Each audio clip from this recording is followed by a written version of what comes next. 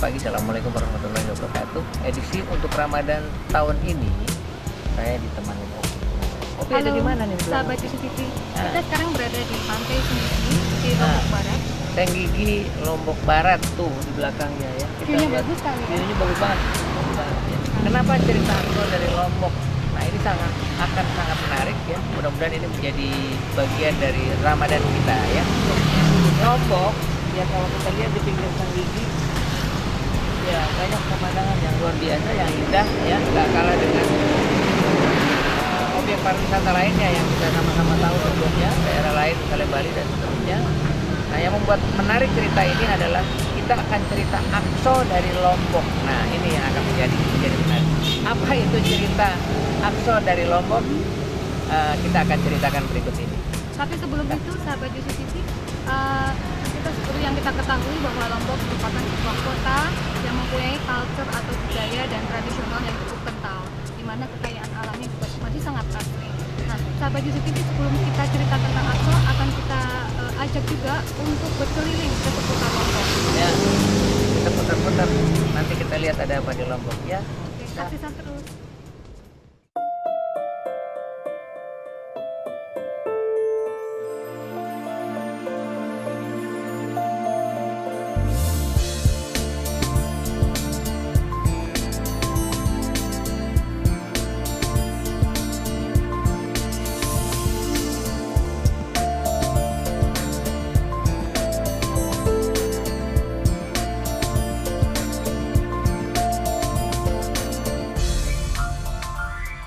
Sade adalah salah satu dusun di Desa Rembitan Pucut, Lombok Tengah.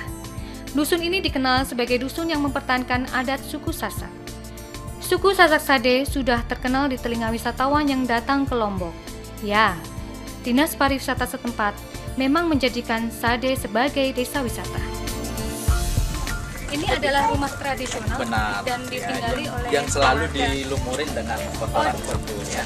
Jadi biar pakai semen atau apa gitu, lantainya tetap dilumurin. Jadi selain untuk nguatin lantai, menghaluskan, juga kotoran tersebut dianggap sakral karena masyarakat sini masih berbudaya. Warga desa mempunyai kebiasaan khas, yaitu mengepel lantai menggunakan kotoran kerbau. Zaman dahulu ketika belum ada plester semen, orang Sasak Sade mengoleskan kotoran kerbau di alas rumah. Konon, dengan cara begitu lantai rumah dipercaya lebih hangat dan dijauhi nyamuk. Bayangkan saja, kotoran itu tidak dicampur apapun kecuali dengan menggunakan sedikit air. Namun tidak ada bekas bau yang tercium ketika kami masuk ke dalam rumah tersebut. Ini sebagai tempat honeymoon bagi masyarakat sini. Ruangannya cuma satu, jadi ada juga. Ini sahabat ini adalah salah satu rumah yang dijadikan sebagai tempat untuk bulan madu bagi pasangan muda-mudi di suku Sasak. Iya.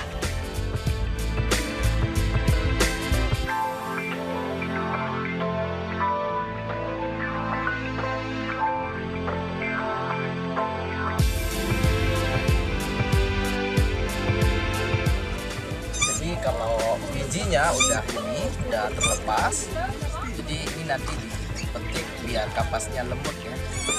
Biar kapasnya lembut, setelah itu baru dipelintir. Ini alat untuk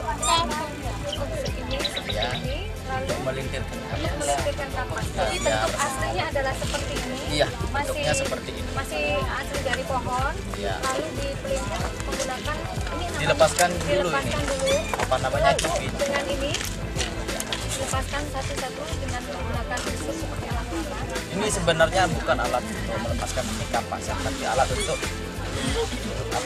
kapas bisa lembut. Melembutkan kapas. Lalu Pelintir, kalau udah lembut baru dipelintir. diperintah menjadi seperti ini.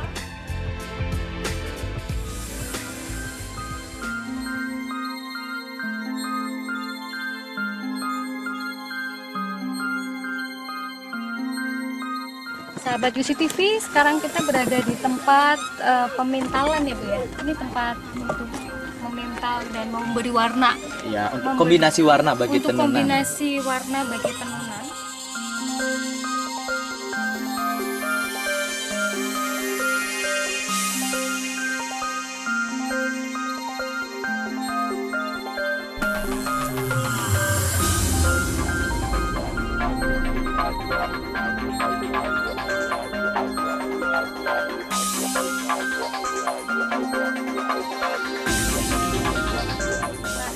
Ini Seperti ini.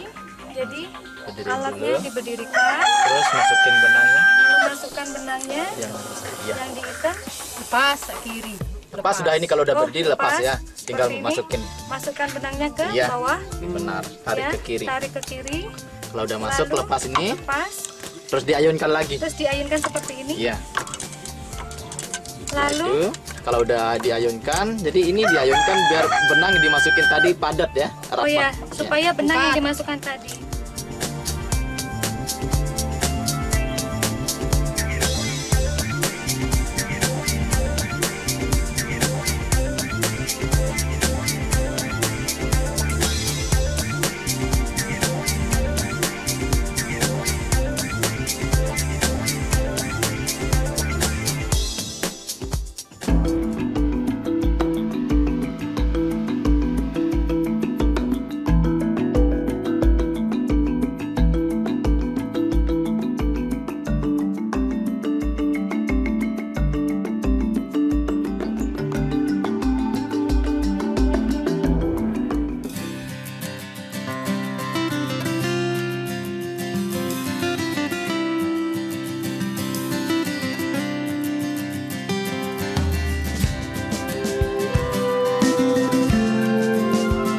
Di setiap tanggal 20 bulan 10 dalam perhitungan penanggalan Sasak, biasanya diadakan ritual penyambutan Bau Nyale.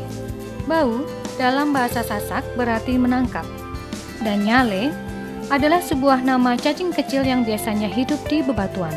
Yang konon, menurut legenda, rambut sang putri inilah yang menjelma menjadi cacing dengan maksud agar semua masyarakat mendapatkan putri Nyale.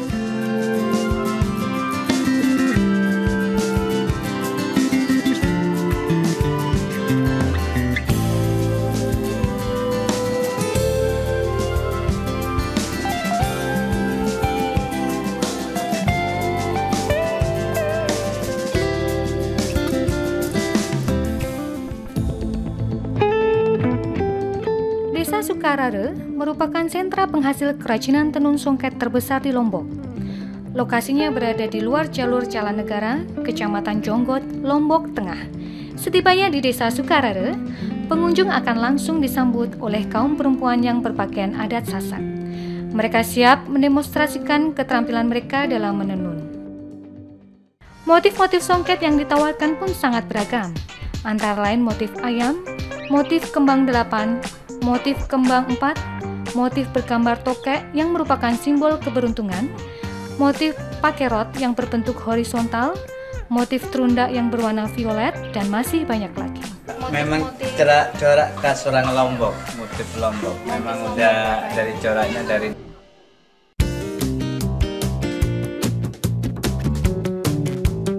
Ya, tadi Opik ya, saya cerita soal Opik Ramadan tahun ini, cerita Akso dari Lombok. Tadi kita juga udah ceritakan betapa dahsyatnya, betapa luar biasanya kota Lombok ya. Nah, saya mau cerita sedikit di kenapa kita ada di Lombok. Nah, dari cerita-cerita menarik tadi, sahabat Yusuf TV, yang perlu diketahui bahwa kenapa cerita Akso dari Lombok. Disinilah terdapat satu pondok pesantren namanya Al Aziziyah, dan kita ketemu dengan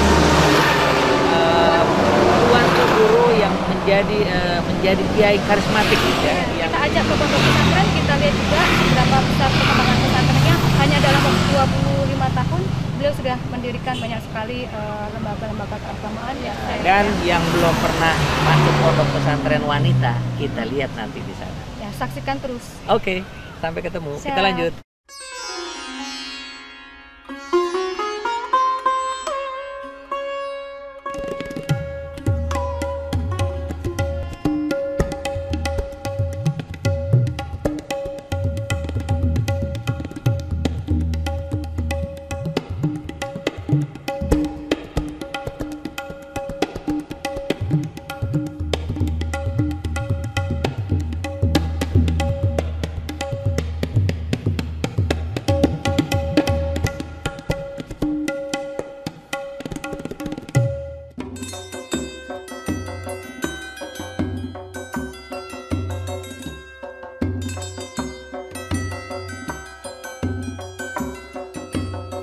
Matahari hampir tenggelam ketika lantunan bacaan Al-Quran mulai terdengar merdu di pengeras suara Masjid Al-Kausar di Pondok Pesantren Al-Aziziyah Kapek, Gunung Sari, Lombok Barat.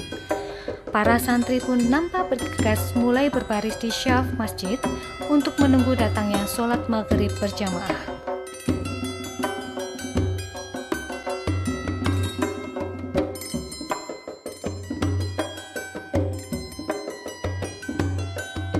Saat menunggu waktu sholat maghrib, sisa waktu yang ada digunakan oleh sebagian santri untuk melakukan pengulangan atau murojaah hafalan Al-Quran. Begitulah tradisi menghafal para santri pesantren asuhan Tuan Guru Mustafa Umar Abdul Aziz.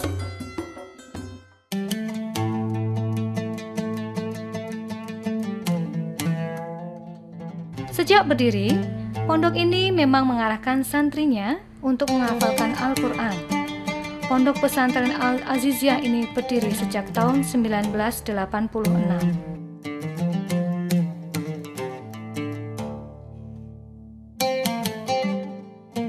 Saat ini, Pesantren Al-Aziziyah telah memiliki santri dengan jumlah sekitar 2.000 orang.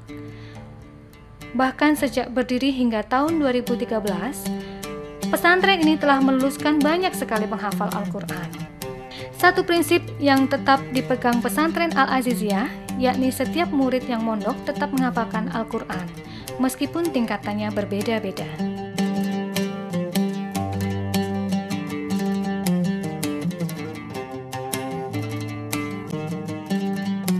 Untuk wilayah Lombok Barat, pesantren Al-Aziziyah merupakan pondok terbesar dengan bangunan hingga 4 lantai dan masjid 3 lantai. Para santrinya pun berdatangan dari berbagai penjuru Nusantara, mulai dari Aceh, Jawa, Bali, Sulawesi, Kalimantan hingga Nusa Tenggara Timur.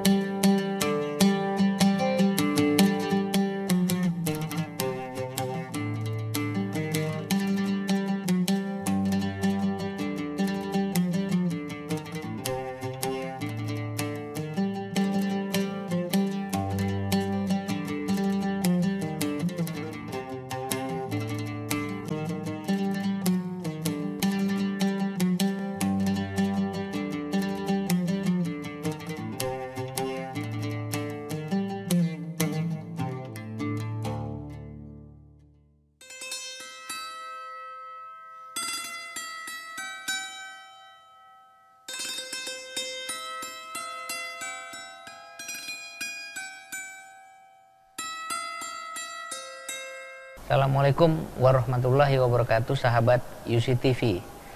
Kali ini saya ada di Lombok ya, tepatnya ada di sebuah desa yang bernama Desa Kapek, Gunung Sari, Lombok Barat, Nusa Tenggara Barat. Di sini berdiri sebuah masjid yang luar biasa di dalam pondok pesantren Al-Aziziyah. Nah, ini semua di dalam sini adalah merupakan hasil karya dari ulama karismatik Nusa Tenggara Barat. Beliau ini adalah sebelah kanan saya, Tuan Guru Haji Mustafa Umar Abdul Aziz. Assalamualaikum Pak. Waalaikumsalam warahmatullahi wabarakatuh. Saya manggilnya Mami ya. Ya, kalau di sini lebih apa namanya, lebih dekatnya konon begitu ya, Mami ya. Nah, saya sedikit mau menceritakan, Mami ini pernah lama tinggal di Mekah ya, Mami ya? Lama. Ya, hampir 11 tahunan di sana, tinggal di sana. Terus di sana juga Mami ini mengajar di sana ya. Mami bisa cerita Mami di sana tuh gimana? Dari tahun 77,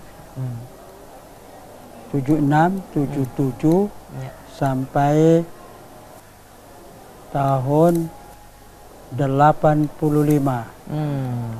Masya Allah. Ya, kebetulan ditunjuk langsung mengajar juga di Masjidil Haram. Ya. Di program Mo Indonesia kali ini untuk Ramadan ya, sengaja kita datang ke Lombok ya, karena kita kepengen ketemu Mami. Mami ini banyak ceritanya, nanti kita akan cerita Aqsa dari Lombok. Nah, jadi kalau cerita Aqsa dari Lombok, saya pikir Aqsa itu jarang sekali kita dengar cerita yang konkretnya, dan kita udah siapkan semua materinya nih. kita bawa semua. Dan sebelah kanan tuanku guru atau mami adalah Opi, dampingi saya ya. Pada edisi kali ini saya ditemani Opi, kita akan cerita banyak soal mulai dari Madinah, Mekah, kemudian Aqsa yang akan agak sedikit lebih banyak. Nah, mungkin bisa diceritakan Mami, mungkin yang pertama Madinah dulu, Mami. Madinah kita sama-sama tahu, saya pikir semua rakyat Indonesia sering melaksanakan ibadah umroh gitu ya. Ya. Nah, Madinah apa nih menurut Mami yang harus menjadi paling tidak harus jadi concern ya yang di sana kira-kira gitu. Madinah dulu. Madinah biasanya orang jamaah umroh yang datang berziarah ke Masjid An-Nabawi Syarif, yaitu Madinah Al-Munawwarah. Madinah Al-Munawwarah ini adalah kota Rasul Sallallahu Alaihi Wasallam, di mana di Madinah itu Nabi kita Muhammad Sallallahu Alaihi Wasallam diperintah hijrah dari Makkah. Ya, setelahnya berapa lama dakwah secara baik, secara secara diam-diam mendekati orang-orang ahli Makkah itu selama 3 tahun. Kemudian Rasul disuruh secara siarkan Islam, dakwahnya secara terang-terang. Setelah itu Rasul Sallallahu Alaihi Wasallam itu tetap sepertinya jalannya ditutup oleh kaum kafir Quraisy. Ya, karena memang daerahnya pada masa itu orang Islam hanya beberapa persen saja. Jadi selalu dianiaya, dimusuhi oleh penduduk Mekah di masa itu. Termasuk yaitu paman-pamannya sendiri. Seperti Abu Lahab menghalangi perjuangan Nabi. Abu Jahal yang ingin membunuh Nabi. Itu dari pamannya sendiri. Saudara dari Abdullah. Abdullah itu ya Rasul Muhammad bin Abdillah, anaknya Abdillah. Namun Nabi Masya Allah dengan kesabaran yang begitu hebat, ya dengan syajaahnya demi untuk majunya Islam, dia tidak peduli bagaimana saja ancaman. Pernah juga Nabi ke Taif. Saya sering juga ke Taif. Itu memang satu daerah dulu di Taif yang jaraknya dari Makkah 90 kilo. Ada raja di sana namanya Saqib. Raja Saqib. Rasul minta izin untuk dakwah ke sana. Diterima oleh itu Raja Saqib. Tapi setelahnya itu pulangnya Nabi dari jalan Sail di antara 2 gunung, maka dihujani oleh batu. Hujan batu kiri kanan. Jibril diwahyukan oleh Allah turun. Nanya Muhammad, saya diutus diwahyukan Allah untuk menanya engkau bahwa 2 gunung di timurnya Ka'bah yang namanya Jabal Abi Qubais dan di baratnya namanya Jabal Gal'ah ingin terbang untuk menyiksa orang Taif. Tinggal hanya menunggu doamu, katanya. Tapi Rasul doanya bukan doa harus terbang gunung itu, harus orang Taif itu disiksa. Nah ya, Nabi tidak menjawab begitu. Dia berdoa dengan katanya, Allahumma hdi qaumi fa innahum la ya'lamun. Ya Allah, beri petunjuklah kaum ahli Taif ini dia ginikan saya karena dia belum tahu yang namanya Islam. Beri petunjuk ya Allah. Ya. Maka setelahnya itu Rasul hijrah ke Madinah. Memang itu ada atas perintah Allah. Hijrah ke Madinah. Karena ahli Madinah sudah menunggu-nunggu kedatangan Nabi kita Muhammad SAW. Maka di Madinah itu karenanya disebut dengan Madinah Al-Munawwarah. Dulunya namanya Thayyibah. Ya.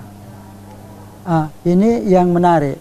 Sehingga mereka itu berdatangan ke Makkah dan umrah karena Rasul sendiri bersabda, al-umrah ilal umrah kafaratun lima bainahuma. Umrah kemudian sampai umrah keduanya di antara dua umrah itulah menjadi penghapus dosa, pembersih dosa. Ya. Maka orang berbondong-bondong datang ke Masjidil Haram dan ke Masjid Madinah An-Nabawi. Jarang yang nerus ke Masjidil Aqsa. Sahabat UC TV, Mami sudah mulai menggiring kita ini tadi mulai dari Mekah ya Mami ya? Iya. Mulai dari Mekah ke Madinah tuh Opi ya. Mekah ke Madinah, di Madinah juga luar biasa banyak sekali ziarah-ziarah yang kita lakukan di sana. Nah tadi Mami menyebutkan kenapa tidak kita melakukan juga ke ziarah. Aqsa. Nah saya mau cerita sedikit ini kemarin ya Mami ya. Ya. Kalau kita masuk di daerah Palestina, Israel, kita sangat populer dan sering dengar lah ya cerita soal 3 daerah ini, yaitu Jericho, Hebron dan Gaza. Gitu ya. Hebron.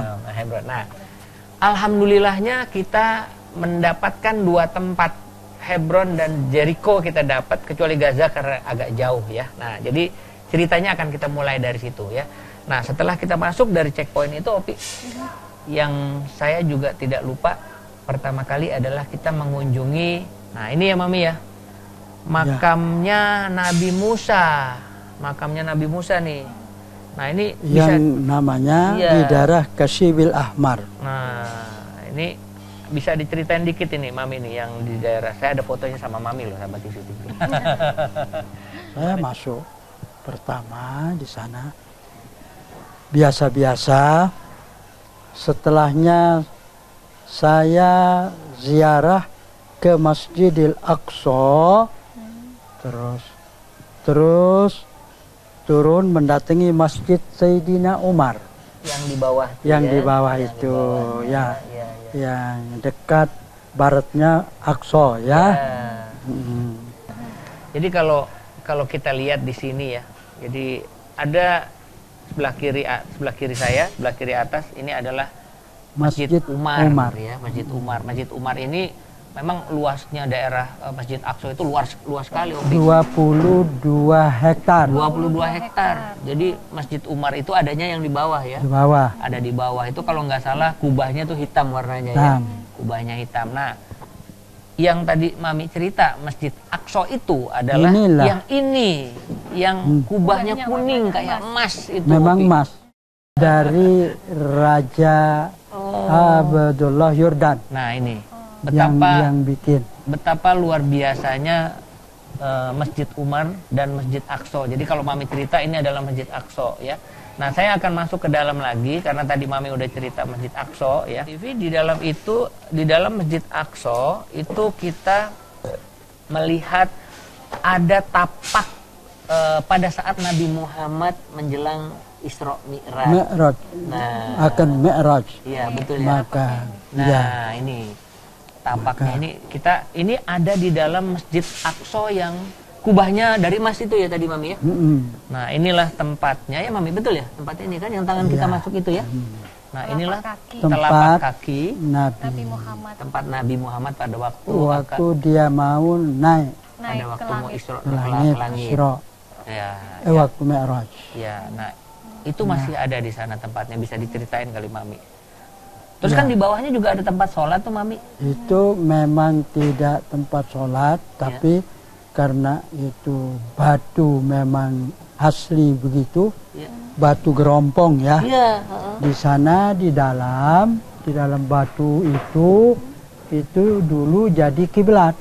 Ya. Jadi orang itu kalau sholat sebelum dipindah kiblat ke Mekah, mereka itu menghadap ke batu itu terus. Ya, jadi sapnya seperti tali juga, bersap begitu keliling terus menghadap. Nah, jadi sekarang karena kita itu ya masuk ke dalam, kira-kira isinya 40 orang di dalam. Iya, bisa. betul, di bawah itu. Luas. Ya. Itu batu gerompong. Memang asli begitu diciptakan Allah batu itu. Itu yang di Masjid Aqsa kan ya Mami? Iya, Yang ya di bawah dalam, itu, yang di turun ke dalamnya. bawah itu, ya. Ya di dalamnya Ya. itu. Memang dulu ceritanya waktu Rasul mau Mi'raj, Ya. batu itu bergerak mau ikut. Ya. Jadi maka ini tempat yang di sedikit itu dianu oleh Nabi. Ya enggak, kamu tinggal di sini. Enggak usah ikut. Yang mana gambarnya tuh? Ini Ya. yang di sini. Iya, Nih. di sini. Yang ini. Jadi Batu bundar di dalam itu. ya. Jadi Ini, pemirsa tinggal ini. dia. Jadi dia dipijak untuk supaya tidak ikut ke itu yang Iya, naik Isra Mi'raj itu ya. Iya. Mi'raj. Mi'raj, iya. Kalau Isra kan dari Mekah ke Betul. Baitul Muqaddis. Kalau kita tadi di Masjid Aqsa yang sebenarnya ada tempat Nabi atau Rasul Mi'raj, kemudian ada tempat Ka'bah yang sebelum kiblat yang sebelum Ka'bah ya, Mami ya. Nah, terus kalau saya mulai bergeser sedikit ke bawah ke Masjid Umar itu ya. Jadi nanti ada Masjid Umar ini nih. Sahabat TV ya, Masjid Umar tadi sempat Mami berapa kali cerita. Nah, di bawahnya itu kan ada yang kita ke bawah tuh Mami tuh. Ceritanya apa itu Mami yang Sebenarnya itu yang di bawah itu ya. digali oleh Salahuddin Al-Ayyubi. Kan perang dia di tempat itu, di masjid itu, di halaman yang luasnya 22 hektar. Itu dia perang di sana. Ceritanya gitu. Jadi sahabat Yusi TV kalau dilihat di bawah di belakang Aqsa Masjid Umar itu di bawah tuh ada seperti terowongan. Ya. Nah, itu yang pertama. Jadi menarik di bawah Masjid Umar itu ada peninggalan juga yang luar biasa. Yang kedua adalah yang saya juga tidak lupa itu Mami, tempat sebenarnya kalau saya lihat di sini adalah sebenarnya katanya di atas sini adalah tempat mendaratnya dan parkirnya buruh katanya. Yang kalau kita di bawah itu, orang di bawahnya itu katanya ini malah jadi itu adalah tempat tembok ratapan. Nah, ceritanya gimana? Ratapan. Memang setelahnya menang mereka dengan kekuatan daripada pimpinan Islam bahwa baik dia menang boleh, tapi jangan dia ambil Masjidil Aqsa. Itu selama-lamanya milik orang Islam. Nah, ini kita bersyukur ya kita bisa ketemu Mami hari ini, kita bisa dapat cerita banyak dari Mami ya. Nah, tadi juga sudah Nabi Musa, sudah ada satu lagi Mami kita lupa, Ibrahim. Nah, ini luar biasa. Masjid Nabi Ibrahim ini adanya di Hebron, Opi. Adanya di Hebron, itu ceritanya juga sangat luar biasa. Sebenarnya itu Hebron itu Ibrahim, bahasa kita. Tapi dia bahasanya dia Israel itu Hebron. Sahabat Yusi TV di Masjid Ibrahim ya, Mami, Masjid Ibrahim itu juga sangat luar biasa buat kita melihat di sana. Ini gambar ini nih ini gambar Masjid Ibrahim nih di dalamnya. Kemudian ada ini hanya ini ya katanya ya Mami kayak simbol aja ya. Bukan simbol saja, memang kuburnya di sana cuma di bawahan. Nah, ini dia. Jadi kalau kita lihat dari gambar ini kita juga dijelasin sambil ngumpet-ngumpet Popi. Jadi di bawah salah satu karpet ini sengaja seperti sudah diplester nih sebenarnya nih. Jadi sebetulnya katanya kedalaman 17 meter ya Mami kemarin tuh ya. Yang maksudnya bukan kedalaman 17 meter dari rata buminya. Tujuannya. Iya. Nah, di bawah itu ada makam Ibrahim dan anak-anaknya, nabi-nabinya di bawah Masjid Ibrahim itu ya. Karena itu di Hebron ya, itu di Hebron kita sempat ngelihat juga nih Mami nih. Tuh anak-anak Palestina dikurung. Tuh, iya.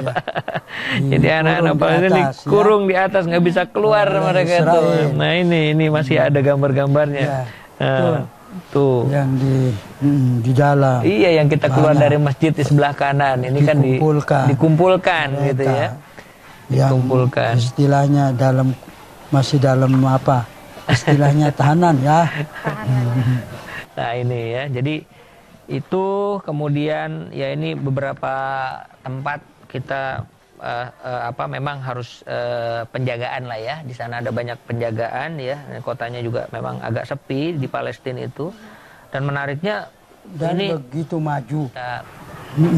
Turun ke tempat bawah di Bethlehem itu di belakang kita itu, pas di belakang kita itu adalah masjid itu ya. Nah kita turun ke bawah, kita sempat juga lihat ya di mana tempat lahirnya Nabi Isa, karena biar bagaimanapun Nabi Isa juga sejarah ya Pak ya. Tetapi dulu kita lihat tempat itu masih asli. Nabi Musa memukul itu gunung. Setelah Musa pukul gunung itu, pukul dengan tongkatnya, gunung itu terus berselat. Maka sekedar orang bisa jalan masuk. Iya. Yang kita jalanin itu. Iya. Dan sekarang itu masih ada yang tinggal di daerah situ. Saya dengar kemarin jadi yang penduduk aslinya ya, Mami ya, yang gembala-gembala itu rupanya dia tinggal di sana di belakang itu. Iya. Kita ke sana itu pakai kuda. Iya. Padahal kalau dia pakai taksi itu banyak bisa, tapi karena pemerintahnya memikirkan nasib rakyatnya, orang-orang yang lokal, sehingga memakai kuda ke sana. Memang kalau bahasa Inggrisnya Petra itu artinya batu. Jadi memang pegunungan batu yang besar-besar batu. Kebetulan waktu itu kaum Nabatiyun namanya. Kaum Nabatiyun setelah kaum Samud, kaum Ad, kaum Iram, kemudian kaum Nabatiyun. Di mana di dalam Al-Quran dijelaskan bahwa kaum Nabatiyun itu dia jadikan gunung-gunung yang tinggi tempat jadi kediamannya. Istilahnya jadi rumahnya. Jadi gunung-gunung besar itu digalis. Ya seperti kaum Samud, kaum Ad itu kalau seperti istilahnya tempat duduk berugak bahasa kita atau sekenam itu seperti itu. Dia bisa angkat dengan 2 orang, begitu, tidak perlu ribut-ribut. Maka mereka itu di mana diturunkan siksa oleh Allah, mereka itu angkat rumahnya, tempat diamnya, tempat untuk bernaungnya ke tempat yang mana, begitu dia sembunyi. Jadi sahabat UC TV ya, kita dengar banyak tadi cerita Aqsa dari Lombok yang saya cerita di awal. Nah, sebelum kita tutup ya, karena Tuanku Guru juga pasti banyak kegiatan yang sudah disediakan buat kita ya, luar biasa, alhamdulillah ini, Mami. Ya, nah mungkin kita pengen dengar cerita Pondok Pesantren Al Aziziyah ini ya. Nah, ini konon katanya sangat populer dengan apa namanya Mami, mencetak hafal Al-Quran ya Mami ya. Bisa ceritain sedikit kali Mami? Kalian promosi, bukan perlu dipromosi, orang udah tahu ya Mami. Gimana Mami? Pondok pesantren. Pondok Pesantren Al-Aziziyah ini memang nawaitu, niat saya dari Mekah. Kalau pulang akan membangun sebuah pondok yang saya sebut dengan nama Aziziyah. Kebetulan saya punya datuk namanya Abdul Aziz. Jadi saya punya ayah Tuan Guru Umar. Tuan Guru Umar ini ayahnya Tuan Guru Abdul Aziz. Maka saya namakan pondok dengan nama Aziziyah. Jadi banyak ulama-ulama yang mengharapkan saya supaya tidak pulang. Ulama di sana. Ulama di Makkah. Di Makkah, ya. Al-mudarrisu fi ayyi makan la siyaman fil haram badiru bisafar ila biladikum illa an takun mutajannis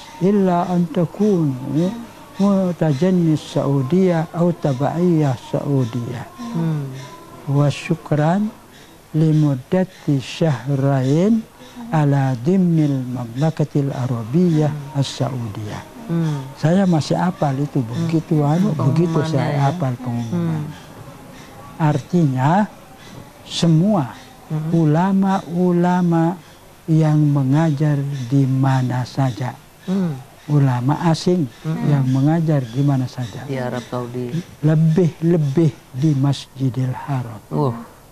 Katanya, badiru bisafar ila biladikum, segera sejak pengumuman ini musafir ke negaranya masing-masing.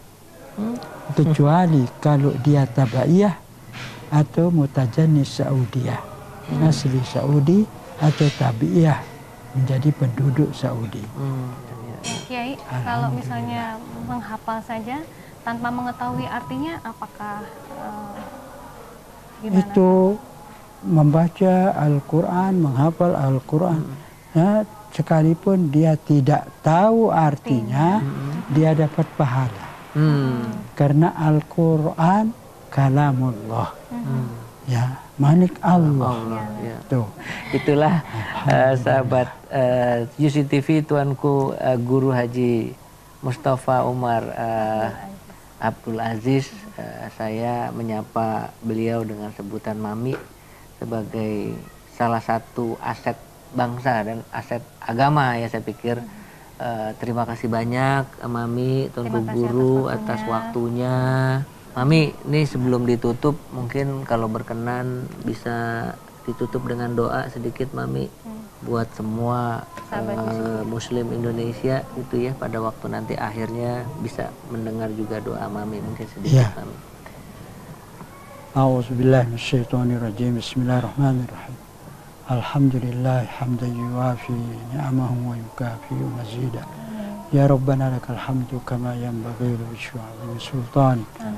Allahumma barik lana fi asma'ina wa absarina wa quwwatina wa qulubina wa azwajina wa ikhwanina wa kullama a'taytana wa khasatan al-hadirin indana fi hadzal majlis al-aziziyah bi rahmatika ya arhamar rahimin. Allahumma ighfir lana dhunubana wastur 'uyubana wa qdi anna duyunana wa amin khawfana warhamna. Allahumma rzuqna as-sihhata was-salamata wal-afiyah wa barakatal hayat wa ba'dal mamat wa tawlal umur bil iman wal islam wal ihsan wal ikhlas wal ikhlas wal ikhlas wa bil hikmati war ridha ya ghani ya hamid ya mubdi'u ya mu'id ya rahman ya rahim ighnina bi halalika an haramik wa bi ta'atika an ma'siyatik wa bi fadlika amman siwak ya wasi'al jud wal maghfirah. Allahumma subba alaina sabib ar-rahmah war ridwan wa munna alaina bi jaziril afwi wal ghufran bi rahmatika ya arhamar rahimin. Allahumma arham ummata Muhammadin sallallahu alaihi wasallam واصلح أمة محمد صلى الله عليه وسلم واغفر أمة محمد صلى الله عليه وسلم. اللهم أصلح ولاة أمور المسلمين أجمعين ووفقهم لما تحبه وترضاه من نفع العباد والبلاد يا كريم. اللهم يا الله استجب دعاءنا إنك أنت السميع العليم. ربنا آمنا بما أنزلت واتبعنا الرسول فاكتبنا مع الشاهدين.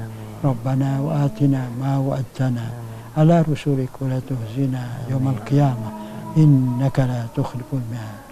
اللهم نور قلوبنا وقلوب المسلمين من مشارق الأرض ومغاربها بنور القرآن بآيات القرآن ببركة القرآن برحمتك يا أرحم الراحمين اللهم يا مجيب الدعوات يا قاضي الحاجات يا رافع الدرجات يا معطي المسؤولات وارزقنا خير الدنيا والآخرة واختم لنا حسن الخاتمة واختم لنا حسن الخاتمة اللهم أعز الإسلام والمسلمين اللهم أعز الإسلام والمسلمين اللهم أعز الإسلام والمسلمين ببركة كتابك القرآن الكريم الذي أنزلت على نبينا ورسولنا محمد صلى الله عليه وسلم أنزل البركة في هذا المجلس اللهم أنزل الرحمة في هذا المجلس اللهم أنزل النصر في هذا المجلس اللهم أنزل الحفظ في هذا المجلس اللهم أنزل المغفرة في هذا المجلس وخاصة بالعزيزية برحمتك يا أرحم الراحمين سبحان ربك رب العزة عما يصفون والسلام على المرسلين والحمد لله رب العالمين. Makasih banyak Mami, makasih banyak. Ya, sama-sama. Ya. Demikian sahabat UC TV, cerita Aqsa dari Lombok. Assalamualaikum warahmatullahi wabarakatuh.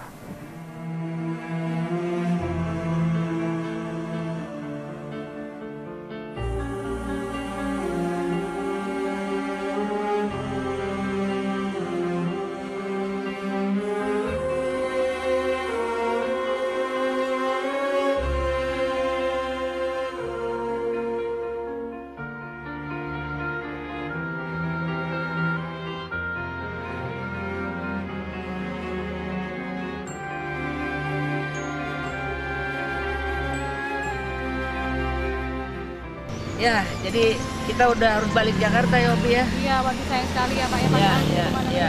Ya, jadi betah di sini ya, betul. Pak. Tapi memang harus pulang, Iya, nggak boleh nggak memang pulang. harus pulang. Ya.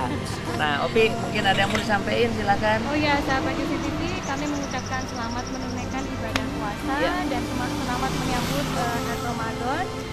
Sampai jumpa di lain kesempatan. Assalamualaikum warahmatullahi wabarakatuh. Waalaikumsalam warahmatullahi wabarakatuh. Ayo Pak, kita balik lagi.